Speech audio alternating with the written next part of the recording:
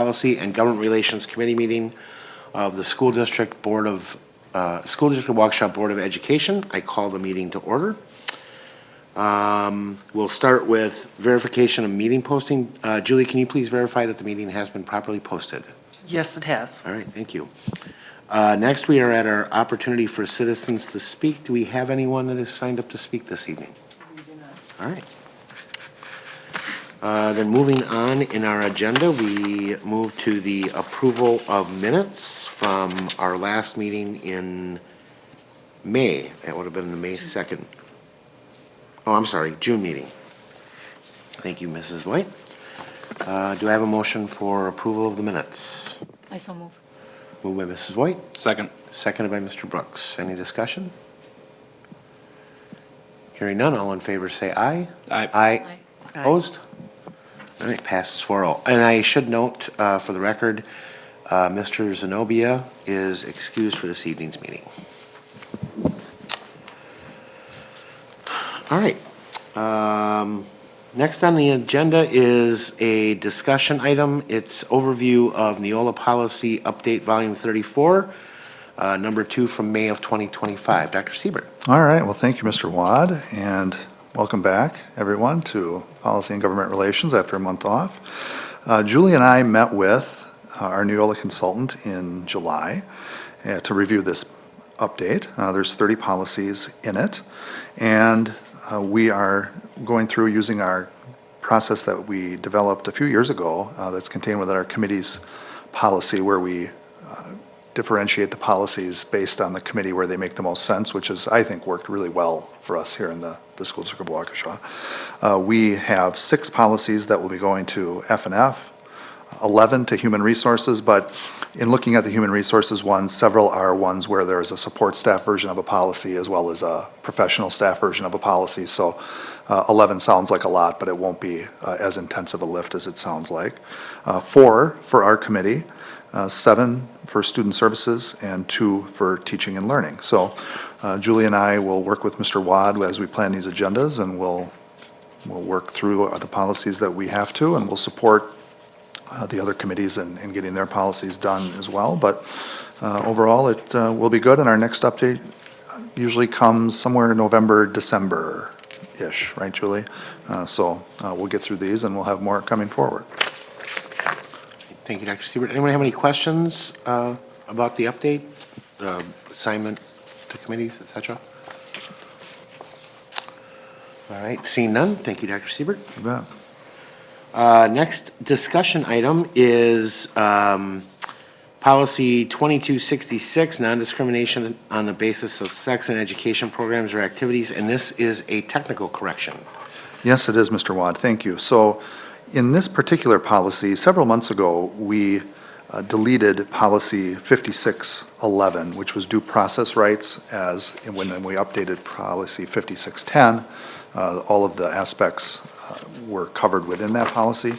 So within this particular policy on pages 6 and 10, we're simply removing the reference to Policy 5611 since it no longer is in the district's catalog of policies, just for clarity.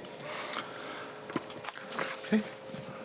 Any questions on that technical correction? All right. Thank you, Dr. Siebert. And I believe we have one more technical correction. This for Policy 8800, religious activities and observances. Yes, thank you, Mr. Watt, again. So another technical correction. So you might remember several months ago, we had religious activities and patriotic activities, and we separated those policies for clarity. That was a Neola recommendation. But for whatever reason, in this policy, there's a bloodborne pathogen federal law reference, which bloodborne pathogens, generally speaking, have nothing to do with religious activities and observances. So we're just removing it. We're not sure why it was there, but it won't be there any longer. Okay. All right. Thank you, Dr. Siebert. It's just an oops. Yeah. All right. Any comments, questions for Dr. Siebert? All right. Thank you. So next we move into our Section E policy discussion and possible action. So we have before us tonight policy number 9150.02 campaigning and political activity. This is a new policy. Dr. Siebert? All right, well, thank you, Mr. Wad. So in some conversations with Mr. Wad, we talked about, would it be advantageous for the district to have a standalone policy on campaigning and political activity? As currently, we have a number of different policies where it is referenced, and we reference those policies at the end of the policy, but there isn't a one-stop shop where someone interested in what is allowed or what is not allowed stands.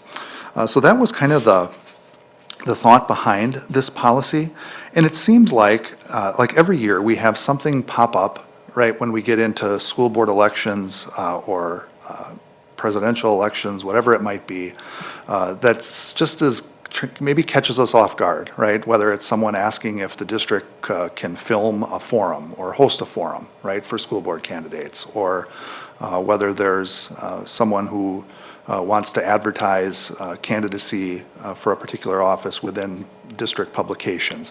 Things like that have popped up over the years, and so I think that's the genesis behind some of the discussion that Mr. Watt and I had to say, would there be some value in bringing forward something for the committee, and if you're interested in that, ultimately to the full board, to try to ultimately parse that out, be a little more clear, a little more specific, and then ultimately be clear for our constituents, but also be clear for our district staff, and provide us as an administration something that we can use as well to remind people as those events come up year over year, just to one spot say this is as a remembrance what we're really all about in terms of how we're going to whether allow something or not allow something. But Mr. Watt, I'd welcome your feedback as well. Yeah, so just as the person sort of initiated this conversation with Dr. Siebert, I know I was becoming concerned because, to Dr. Siebert's point, it seemed like every election season there was something that would crop up. But last year we had candidates take an advertisement in a school play program, and there was policy that clearly identified in one small section, and I believe it was policy 9700.01, that talked about, those kinds of advertisements were, not encouraged, and they required approval from district staff. And this was on the heels of, a mascot from a school being used in a political post and a social media posts coming from or likes of campaign material from school accounts on the heels of yard signs being handed out on school property. So every year it seems like someone's asking, is that okay? Is that not okay? And scattered all over the place between the policies listed here and I think in administrative guidelines that the district has for staff. And so my thought was, let's try to bring this all to one place where candidates, staff, and the public can look to see what is and what isn't okay in terms of formal campaign activity, either by district staff on district property or using district resources. And this is where we landed at it. I will also point out that we did, with Dr. Siebert, Dr. Piasek and I did engage district council to ensure that what we're putting forward meets constitutional muster as well. So that would be the additional context I would offer.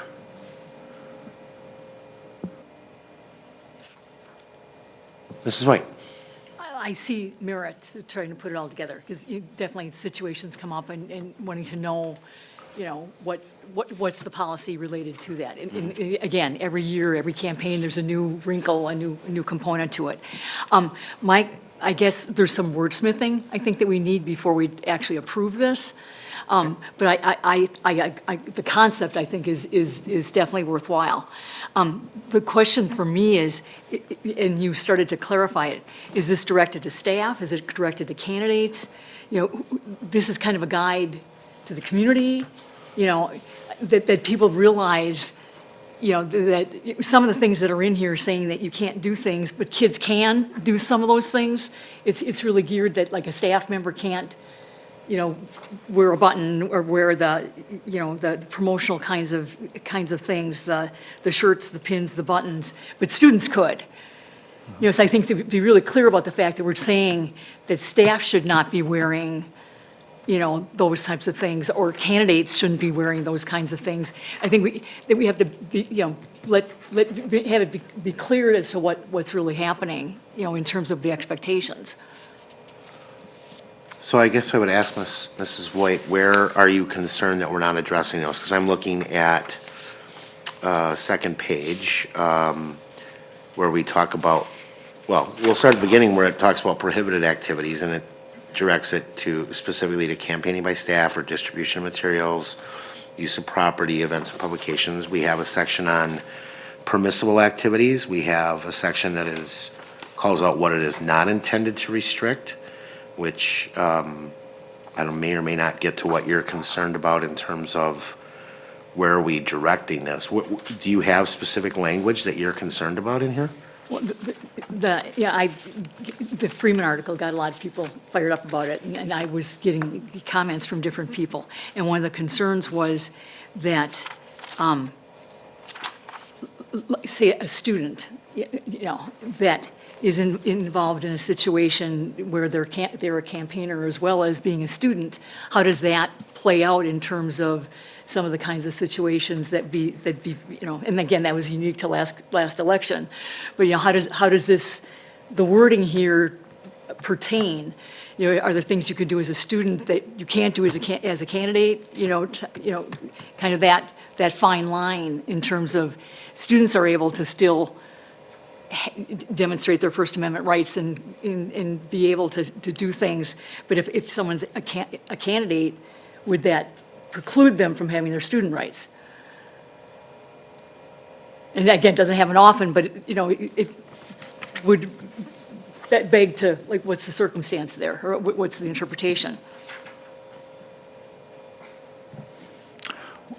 We have a part under permissible activities, and maybe this gets it done or maybe it doesn't, but it says students on page 2 may engage in political discussion or expression as permitted by law in accordance with board policy. And I think that's saying that they can have young Republicans, you know, young progressives, whatever they might have as a group per se, you know, because they can have the political discussion in the context of that type of organization. Yes. Permitted by law in accordance with board policy. And obviously, kids can talk about it if it's a controversial topic within the curriculum, you know, perspective. But under permissible activities, I guess going back to the not being able to campaign by staff, and, you know, which things are like just specifically staff not being able to do, which things are candidates not able to do. I think there's some clarification that we can try to make it cleaner to, you know, what are the, and again, most of these things are in policy. You know, like there's not, you know, that we're trying to put those together, but it's a matter of like, when does it pertain to a candidate? When does it pertain to a, you know, to a staff member? Yeah, and I think what Mrs. Voigt, or one of the components that she was getting at was what happens when we have a situation when a student is a candidate and what supersedes the other. Yeah, So which rules apply? So if a candidate is a student, we're saying it's permissible pursuant to our other policies to be able to engage in political discourse as permitted in law, and that's a good thing. But if you're a candidate who happens to be a student and you're in the halls handing out campaign materials for yourself when we don't allow other candidates to have that access, what kind of takes precedent over the other? So I would ask, and Dr. Siebert, if you can help with this, let's just take let's take the fact that a student is a candidate out of the equation. If a student was standing in the hallway handing out buttons for a particular candidate for any office, would that be protected, and would the student be allowed to do that? I think it would, if we look at what we wrote under prohibited activities, it says no individual or group may do any of those things, and then it talks about distribution of materials. So could a student do that if they were part of like the Young Republican group? I would say yes, right? Because they would have, On school property? they'd be having a meeting perhaps, and they'd be passing out literature or something within that group. I Within don't- that group, though, Within that that's- group, I think would be where I would say it should stop. I wouldn't think they should be doing that. Just And I general. assume, so correct me if I'm wrong, that then connects to the statement under permissible activities, students may engage in political discussion or expression as permitted by law in accordance with board policy, which I assume is the student, we authorize the student groups through our board policy, correct? Correct. So from my perspective, I don't know in that particular case whether it matters whether or not the student is a candidate or acting on behalf of a campaign, or is just acting of their own accord. If they're handing out official campaign material and it's not a part of, say, the Young Republicans or the Young Democrats or whatever group, that would be a prohibited activity based on this policy. I would agree. Would we want to try to spell that out, that students would realize that that would be the limitation for those types of activities?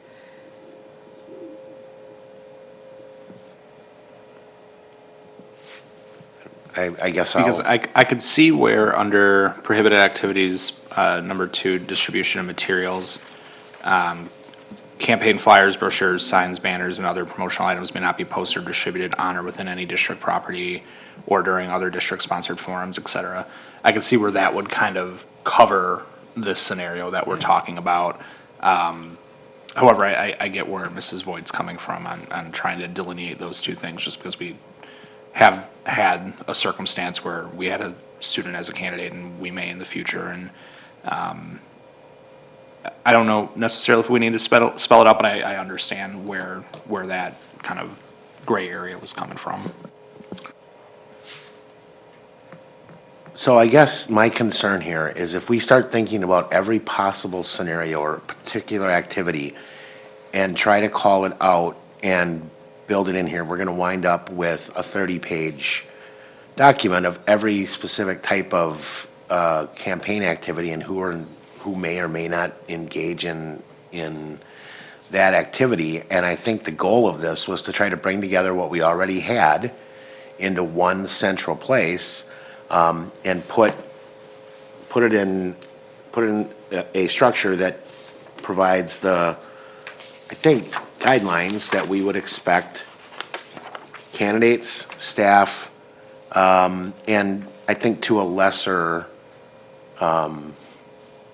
extent, our community would be asked to adhere to when it comes to formal campaigns of any kind, whether they're school board campaigns, legislative campaigns, city council, referendums, ballot measures, things that are on a ballot for, or activity that takes place that is clearly designed to, even though there may not be a particular election, I'm thinking about someone wanting to hold a campaign event, say for a governor at a school building.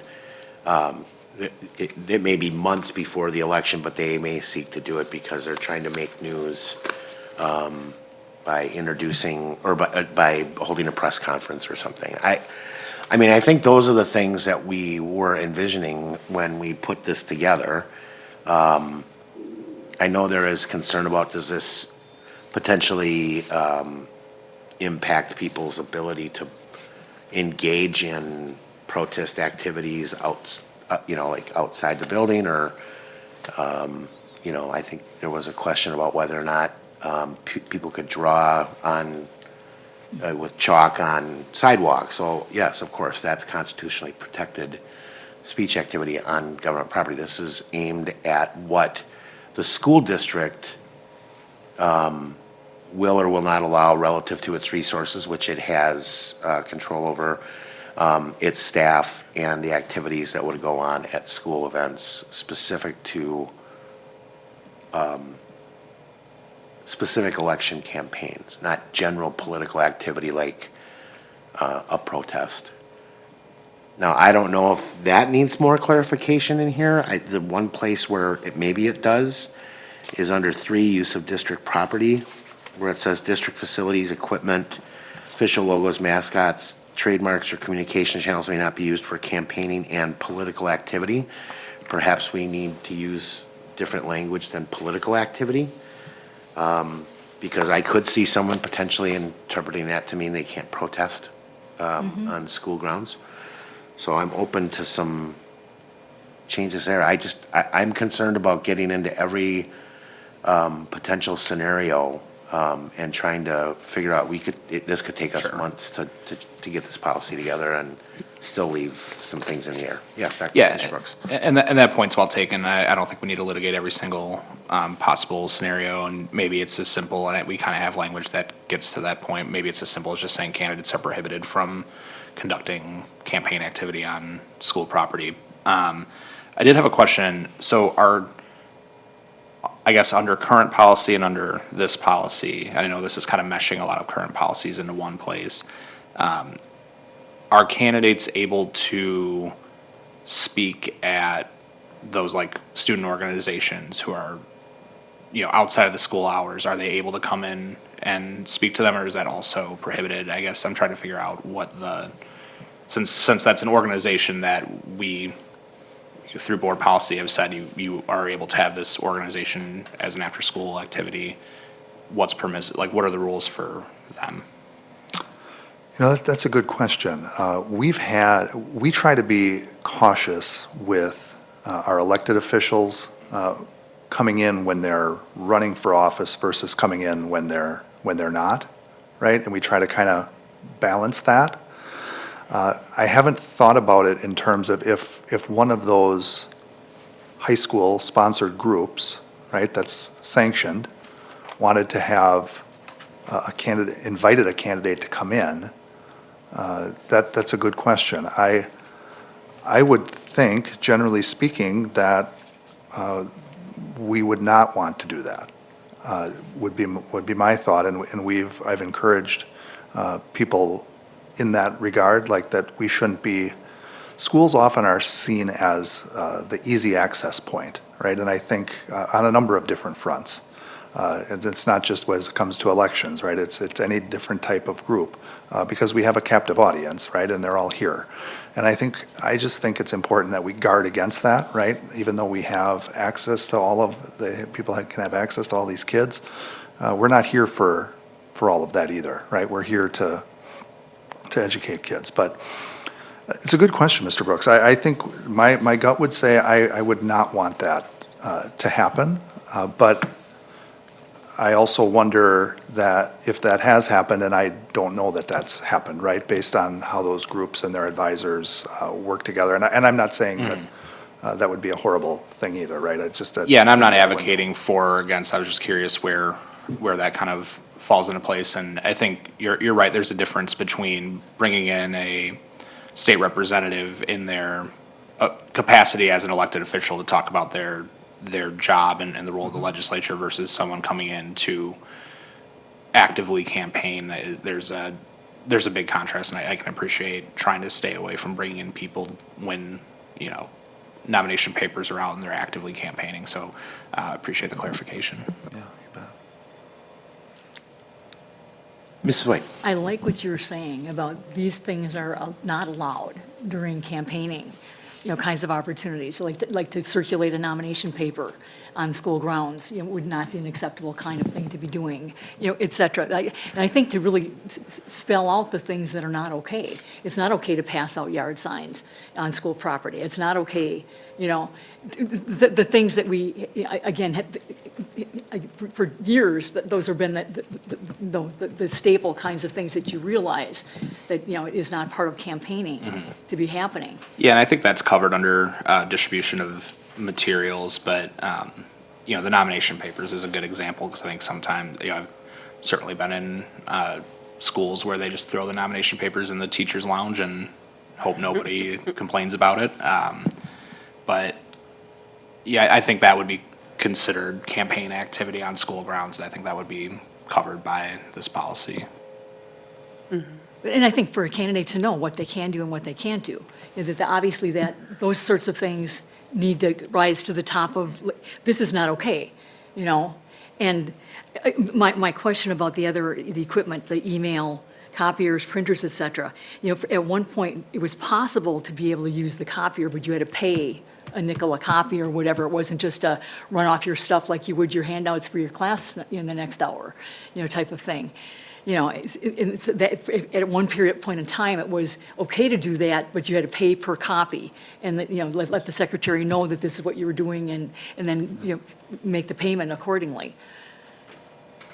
Yeah, so I don't know how you feel about this, Dr. Siebert. I'm not comfortable putting a staff member in the position of having to make a determination about, or having to do the accounting necessary to account for those costs in a school building. Because presumably that would be something that would be in a campaign cost. It would have to be accounted for on a campaign finance report. And I mean, I think if we just say you can't use the resources for that, the staff knows flat out, if someone comes in and asks me to run off a flyer for a campaign, I can't, right? It's not, well, at whatever rate, it's a no. I think it's important to point out too, there are a certain number of things for candidates that are controlled by state law, right? Right. And we didn't want to get into that. And so a lot of this wasn't aimed specifically at candidates, like what candidates can and can't do. It was more around what can be done on school property and with school resources or by staff paid by the school district. It wasn't as much aimed at telling candidates what they can or can't do, although a candidate could come to this and look at it and say, oh, well, if I was planning on going to a basketball game tonight and handing out flyers as people entered the gymnasium, this clearly would suggest that I can't, right? Or if I wanted to run an ad in a program for a particular event, I can't do that. Part of the problem is those kinds of activities aren't controlled by campaign law, and the district really has no recourse if it's violated by a candidate, right? I mean, we can ask a candidate, we could have staff ask a candidate to leave the gymnasium, right? But there's nothing inherently illegal about it. It's our policy, and I don't think we want to get in the business of enforcing these things, like micromanaging the enforcement of what candidates do. I think we want the school district to know what their staff are able to and, do for, or I'm trying to think how to phrase this.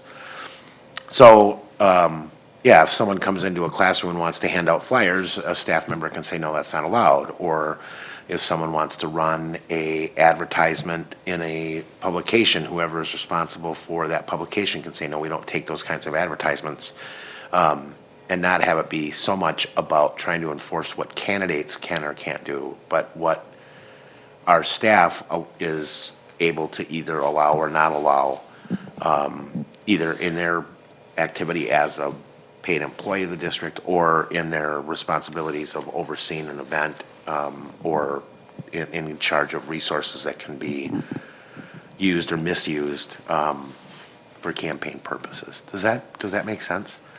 Well, I guess, with the input that I've gotten from the one candidate, what things can students do? As we're seeing, like, obviously staff cannot, during work hours, wear shirts, pins, buttons, et cetera. Could students?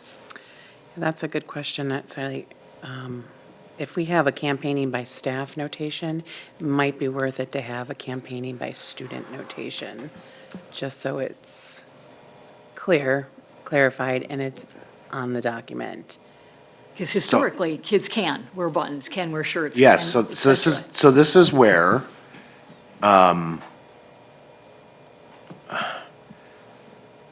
so if we call out the activity that's not allowed, right, the distribution of materials, the use of district property, that would apply to anybody, To right? anybody. So that's saying candidates, staff, candidates, students, everybody. Right, right. And I think that's, we have to be really clear, like who's all under these guidelines, But we specifically call out that students can engage in political discussion or expression as permitted by law, And that law is what covers the district not being able to tell a student they can't wear a candidate's T-shirt or they can't wear a candidate's button. Am I correct? There's federal law that protects that, right? Yes, unless it becomes Disruptive. disruptive. Right. Right.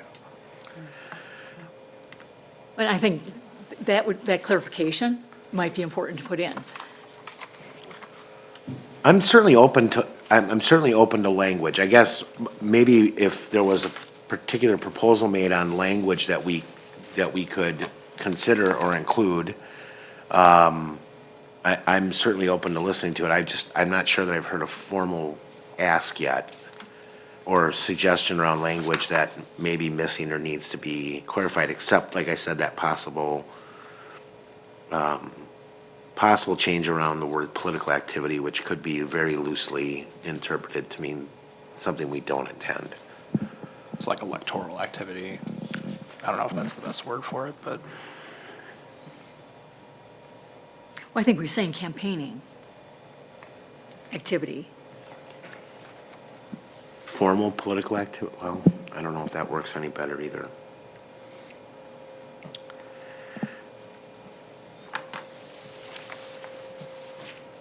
So, I know that there was some interest in trying to get this through tonight, because I think, Dr. Siebert, if I recall correctly, you thought this could be helpful for in-services with teachers as they're preparing for the upcoming year, to just kind of remind them of what activities are not allowed. And when you've got them all together, before the year starts. I don't know how important that is that we try to plow through this tonight, or do we want to perhaps take some time to make some language recommendations for Dr. Siebert to consider and for me to consider before the next meeting? I'm open to that as well. Yes. I would think, especially since a lot of this is staff cannot do this, that, or the other thing, it'd be nice to have the stakeholders have a chance to have feedback. And at this point, a lot of them are not tuning in to, no offense to reading the publication about what happens at our school board meetings, but that's not necessarily on their top list of things to do in their last couple days of vacation. Sure. So I would feel more comfortable waiting till September and giving people, like stakeholders, a chance to have input on this type of language. Okay. I'm okay with that. Anyone else on the committee have thoughts? yeah, I think, I think this is a good policy. It's good to have in one place, and, it's Wisconsin, so we're just in a perpetual election cycle. So it's good to have this reminder. I'm not opposed to, maybe sectioning off for staff, for students, for candidates, if that's helpful. Prohibited by all. Yeah, while I certainly appreciate Mr. Wadd's point about not wanting to go into every possible scenario, because we'll be here forever, and I agree with that, I also, putting on my my campaigning hat here, I know that there are a lot of people in politics whose job it is to look at policies like this and find ways around it to help their person. So the wording is important, and while I don't think we need to spell out every single particular scenario, it's good to make sure that we're not leaving open some loopholes that we don't want to address while we have the opportunity to. Mrs. White? See, my concern is, okay, when it comes to a football game, are we going to say that all the parents who are coming in can't wear a button, can't wear, any type of campaign type of shirts, et cetera, MAGA hats, whatever it might be? Are we going to try to, patrol that in terms of at those events? No, I think, again, if I were to, and, I know what the intent was when it was put together, so I appreciate the fact that someone may not necessarily know that context. But when I think of that, I think of wear whatever you want, don't start passing them out to other people, right? Okay. And that, I feel like, got covered under distribution of materials, right? I'm just trying to see here.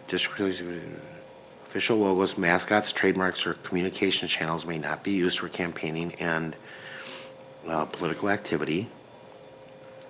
The district will not sponsor or approve the use of district facilities for political forums, debates, or campaign events. No person or organization may advertise or campaign on behalf of any political candidate, political organization, or ballot measure via district-sponsored publications, websites, social media platforms, or during other district-sponsored forums, athletic events, or co-curricular activities.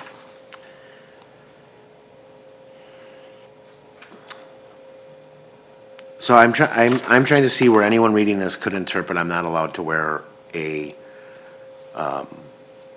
particular candidate's hat or shirt or button. Staff Is working it at a football game. advertised? Well, but staff is a different, because they would be working in their official capacity. That's what I'm saying. Like, so it's not okay for a staff member to wear, you know, a campaign kind of thing at the football game, but other parents could, you know.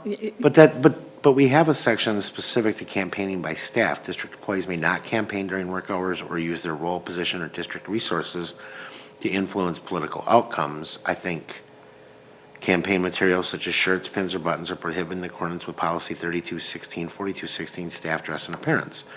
So I think if a staff member is functioning in their official capacity as a district employee, whether it's collecting tickets or providing, I don't know, security or helping to administer the game in some way, then, and Dr. Siebert, please correct me if I'm wrong, that would be, according to this policy, and is already, I think, policy, just in a different section, you know, not allowed by a staff member.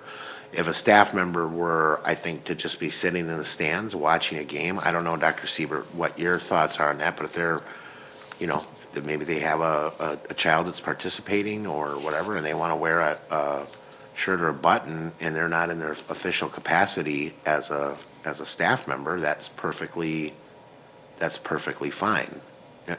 Is that how you, Dr. Siebert, would interpret that? Well, I'm just reading permissible activities, and it says staff may engage in political activity outside of work hours, which that would be. Yep. And off district property. So now, but now they would be on district property, right? But then they're also sitting in a mass of 1,000 people, and That's true. how would we know that they were wearing it, right? Unless someone Complaint. told. That's just it. What's the enforcement part of this? You know, like, Yes. you're breaking the rules, what's the consequence? What's the, you know?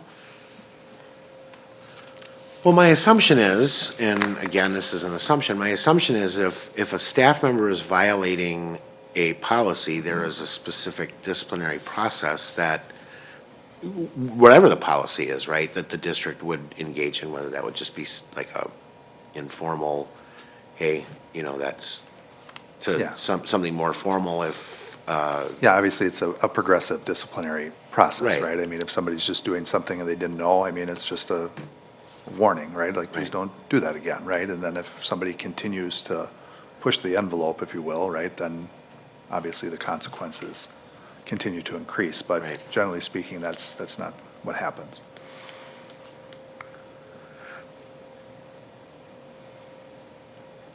To your earlier point, Mr. Watt, if I may, there's no rush on this. I mean, as a committee, I want you to feel good about it, right? And you need to make sure you have your questions answered, and then we have a policy checkoff process that we do, that Julie coordinates for us, that staff have to check off, that they go through in their first staff meeting, various different policies to make sure they're aware of those policies.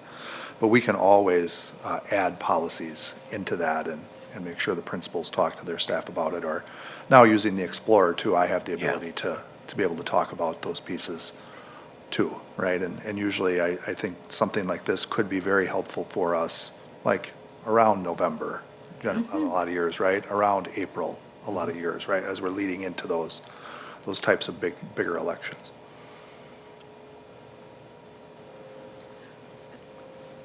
yes, Mrs. White. We're talking about not using, you know, district facilities for public forums, debates, or campaign events. I guess I'd like to broach a topic. Where is a good place to hold a public debate, for candidates? I was thinking, I was going to recommend, before I saw this, possibly using Blair as a location for a forum. Because some people are concerned about going to a church because they might have leanings one way or another. They don't, reluctant to even go to Carroll University when we've offered those kinds of opportunities for potential candidate debates, et cetera. What is a neutral territory that would be, one that you could set up a candidate forum, that would be appropriate for, for everybody to feel comfortable coming, no matter what their backgrounds are, and maybe have the newspaper present the questions that they plan to ask for publication as the questions to be able to expose, what are your candidate qualifications, what are your reasons for running, et cetera, that they typically do in the newspaper, in the context of a question and answer forum. So, yes, Mr. Brooks. Yeah, I can appreciate the question, but I don't think it's the school district's job to decide where other people hold forums. It's our job to determine what we do on school property, and I agree with the current policy that it's not the role of the school district to Waukesha to host political forums. We've made a concerted effort to remove political distractions from our classrooms. I think it's fair to say that we should extend that to the adults as well, even outside of school hours. I mean, I remember when I was running, we were approached to, somebody wanted to host it at West, and I wasn't even aware of the policy at the time, and I looked and I'm like, oh, yeah, sorry, we can't do that. I have no issue with keeping the policy the same right now in terms of not allowing for forums or debates to be held on school property. I just don't think that's the role of our school district, and I don't think it's up to us to determine or tell people where they should hold forums offside. That's up to the candidates, that's up to the groups organizing. It's not our district responsibility. I would also add to that. I have yet to find a candidate forum debate that isn't being organized by somebody who has a political agenda. There is no such thing as a neutral forum. I've never seen one. People love to claim that they are, and then you start looking into the people who are organizing it, the people who are moderating it, whatever, and you find that there is a preference. And this is exactly why I don't think the school district should have anything to do with them. Because if you have an organization, I don't care which side they're on, that comes in and says, we'd like to hold a forum and it's going to be balanced and we're going to, you are basically, as a school district, by providing those resources, ceding to them the idea that there is a lack of partisanship or bias in the people organizing it. And as soon as it shows, and as soon as it shows up, whether it's in the forum or in the questions or whatever the case might be, fingers are going to get pointed at the district that they engaged in helping to put on a forum that was unfair to some candidate or group of candidates. And it's not a matter of which side you're on. I don't think the district wants to be put in a position where where those kinds of accusations can be leveled, and the best way to do it is to say, if you want to hold a forum, you're going to need to find a public space to secure it. The school district is not going to get involved in it. That's my personal view on it, and why I think that's actually an important piece of this policy.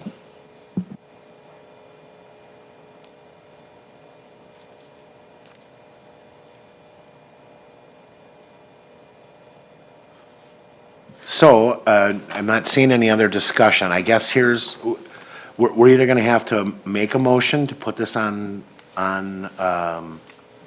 for a vote or possible amendment, or we can certainly send it back with Dr. Siebert. But I guess if we're going to do that, I'd like to give him some sort of guidance as to what it is we're asking for in terms of changes to the policy as it's presented now, so that we can come back with something that the committee would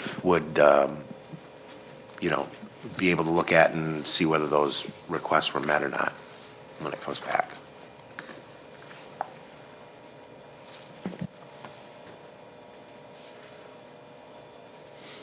mean, I would say if we're going to send it back, my biggest recommendation would just be maybe more clearly spelling out what's appropriate or what's prohibited or permissible for staff, what's prohibited, permissible for students, which based on this, there's certainly not a lot that's permissible for students because of what's already allowed. And then what's prohibited or permissible for candidates. I think sectioning those three groups up at least give a little bit more clarity. So if you are part of one group, you can look at the appropriate section of this policy. And obviously, there's going to be more, you know, a lot of this is focused on school staff because that is we're responsible for setting policies that we oversee for them. But I do think having something in there that specifically says for candidates would be helpful, just because I can see where someone would say, well, this section says campaigning by staff, but it doesn't necessarily, I don't know, there's always gray areas and we can't get into every single one of them, but I think just being able to spell out those three groups, staff, student, candidates, would be helpful. Mrs. Crenn? Yeah, I would actually echo that. That would be my biggest ask as well, is just to differentiate those smaller categories, and definitely agree with Mr. Wad, too, that we don't want to get into a can of worms by all means, but I think that will be very helpful when looking at this as a whole. So staff, students, or candidates are absolutely clear what their role is and what they can and cannot do. I guess, Dr. Siebert, the one thing that and I'm not sure whether it's just it's as simple as just changing the words political activity, or if we need to be more clear about what activity is allowed or not allowed on school property as it relates to just general public discourse, First Amendment type activities. Because there does seem to be some concern that there's that within this policy is an attempt to restrict some of that, which we do not want to do that. We want to encourage our citizens to engage in the process of letting us know how they feel about district policy, district and board activities. Yes, Mrs. White. I think we start, with campaigning and political activity. So by the nature of the headline here, I think our 9150.02 is called campaigning and political activity. So maybe it has to start right there with, what are we trying to get at?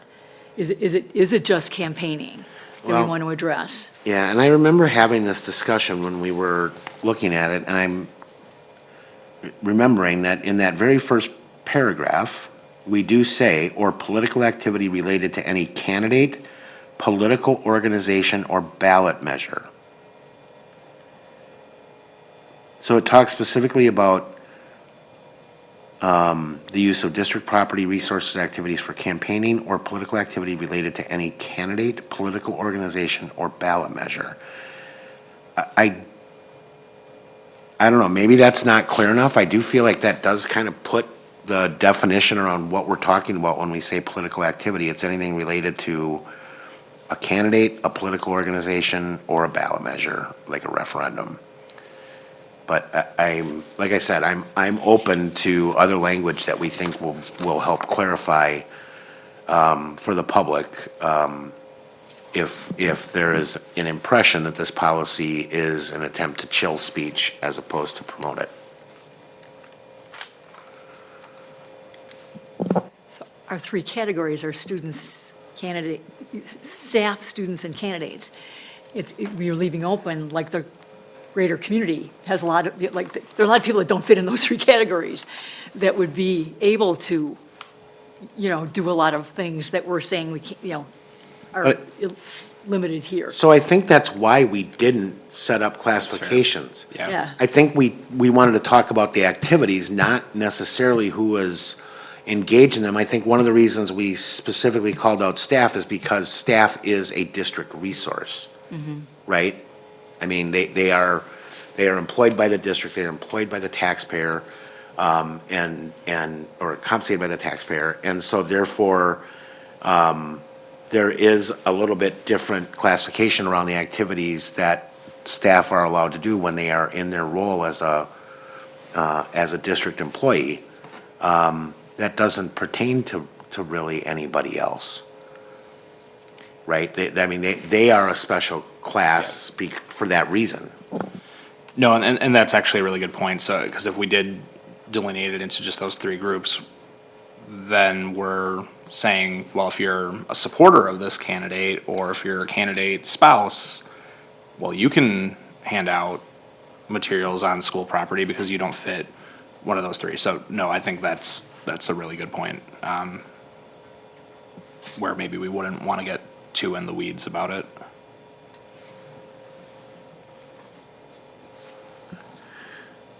So, Dr. Siebert, are you thoroughly confused about what the committee is asking you to do?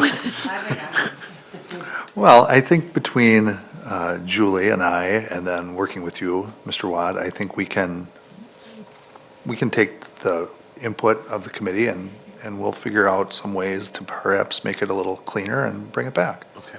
Yeah, we'll do our best. And I would just say to the other committee members, or really anyone else, if there are board members who are watching this, or members of the community, if they have specific concerns or language, please forward them on to me and Dr. Siebert so that we can consider them when we do review this, usually about a week before this meeting, so. Sure. All right, any other final guidance for Dr. Siebert on this policy before we send him back to work on it? All good. All right, very good discussion, everyone. I do think this is an important policy that's worthy of making sure that it's given its proper vetting, and one of the reasons is because we want to make sure that the public understands that this is a policy that's designed to help clarify and not one to restrict. So, all right, moving on in the agenda then, we would move on to the policy and government relations, or government relations and discussion information items. Dr. Siebert, do you have an update for us on the state budget? Just very brief. We did quite a bit, Mr. Clark did quite a bit at F&F, which was very well done. And I think the high points of the state budget, just for the committee's awareness, are we certainly are benefiting from the low revenue ceiling relief. And if we go back to like the 23-25 budget, when the 11,000 low revenue ceiling limit came into place for low spending school districts such as us, we advocated very strongly for that. We were very proud that that happened. And at that time, we were spending a little over $10,200 per student. And so we've been a low spending school district since the implementation of revenue caps back in 1993. Mrs. Voigt actually brought it up in F&F when West and both Summit View were built, right? And there was a time when the state was funding things at a 2/3 level, and that's when a lot of those high schools in particular got built in the early to mid to late 90s into the early 2000s. That obviously is not the case anymore, but of all the things that were in place, the qualified economic offer, revenue caps are the only thing that stayed in place. And so we've been a consistently low spending school district that bumped from 10,208 to 11, and then to 11,325. Now in this budget, we'll be able to go up to 11,650, which is a pretty significant jump for us.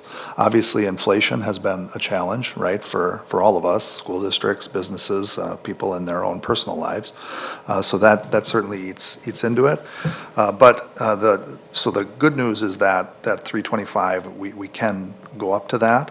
The challenge is that there was no increase in state equalization aid, so that if we do want to go up to that comes at the local level via the local property tax levy.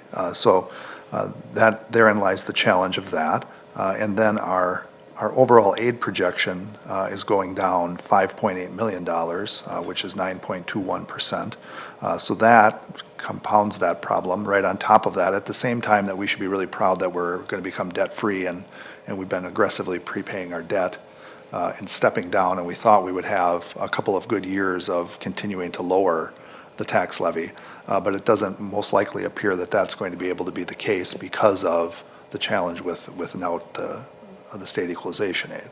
On the other hand, the increase in special education reimbursement is a positive, not only for the school district of Waukesha, but for other school districts. And so in the first year of the biennium, it goes up to 42%, and in the second year, it goes up to 45%. Right now, it's around 30%.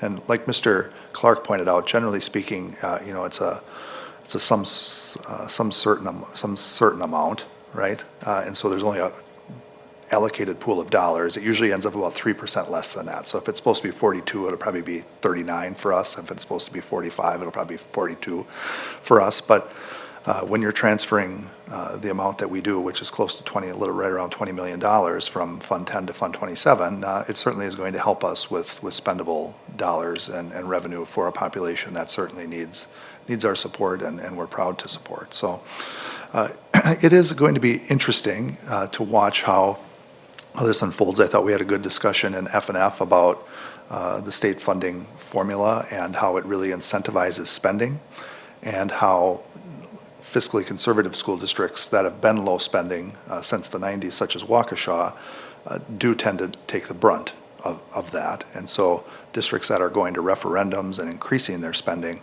are in a better position within the current state school funding formula than conservative districts like, from a fiscal standpoint, like Waukesha, we are, where we're paying ahead, where we're paying off debt, where we want to be debt-free, and we think that's important. So it is just it's a different type of process. The process is not over either, right? We're talking preliminary numbers. These numbers aren't official, and there are big dates coming up. We'll have a budget hearing in September, where we're still talking about these preliminary numbers. We'll get more definitive numbers from the DPI in October, and then we also get our equalized values for our local property in, I want to say October 15th, I think is the big day for that. And then by the end of October, we finalize, the board is asked to finalize the final budget and the final tax levy. So things can change between now and then. But just in a nutshell, we talked about it in F&F as well. No one would run their home budget the way we run school district budgets, right? So our fiscal year started on July 1st. We're almost 2 months, we're 2.5 months into that, right? Or 1.5 months into that. And we won't approve the budget till the end of October. So we've been spending money already that we don't necessarily have. And it's always worked like that in schools, and it's just the way the process works. But that's also why it's important that we have the relationships that we do with our legislators, right? So we can talk about special education reimbursement, and then it starts to tick its way up. And we talked for, like I said, years about the low revenue ceiling relief, and we finally got some relief there, and that's helped us. And so they are great people that we're fortunate to have rapport with and a relationship with, and we can continue to work with them on other things that can hopefully make funding a little more straightforward and clear, and ultimately we'll make it regardless, right? We'll figure our way through all of it.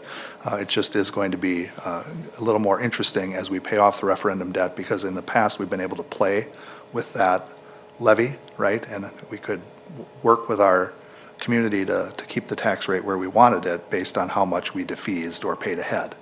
And once we pay that off, we won't have that lever anymore to play with, and we become much more dependent on what the state budget tells us and means for us, and then puts you as a committee and as a full board in a little more precarious spot, right? Because you don't have necessarily the levers that you once had. But we'll figure it out, and we'll keep having those conversations with our legislators, and we'll keep working in the best interest of the students that we're fortunate to serve. And school year kicks off in about 3 weeks, which is super exciting. Thank you, Dr. Siebert. Anyone have any questions, comments for Dr. Siebert? Mr. Brooks?